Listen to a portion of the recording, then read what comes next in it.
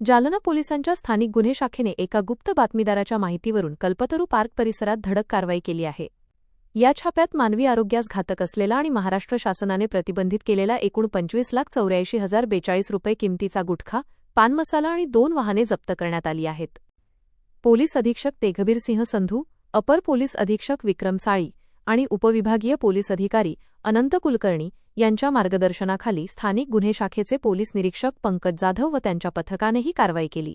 Kalpataru park येथील एका इमारतीसमोर 2 वाहने संशयास्पद उभी असल्याची माहिती पोलिसांना मिळाली होती.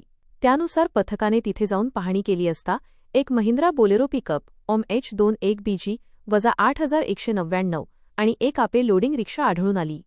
या वाहनांची झडती घेतली असता त्यामध्ये 14,84,042 रुपये किमतीचा राजनिवास, रजनीगंधा, सिग्नेचर पान मसाला आणि जाफरानी जर्दा असा मुद्देमाल मिळून आला.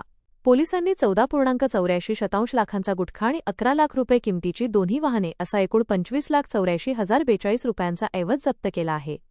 ही वाहने घटनास्थळी बेवारस सोडून चालक व मालक फरार झाल्याने त्यांच्याविरुद्ध कदीम जालना पोलीस ठाण्यात पोपनी राजेंद्र वाघ यांच्या फिर्यादीवरून भादवी, कलम 123, 273, 223, 35 अन्वये गुन्हा दाखल करण्यात आला आहे. या कारवाईत सहाय्यक पोलीस निरीक्षक सचिन खामगळ, पोलीस उपनिरीक्षक राजेंद्र वाघ आणि पोलीस अंमलदार रमेश राठोड, प्रभाकर वाघ, सागर बाविस्कर, दत्ता वाघुंडे, सुधीर वाघमारे, इर्शाद पटेल, शिवप्रसाद अखंडे व कैलास चेके यांनी महत्त्वाची भूमिका बजावली.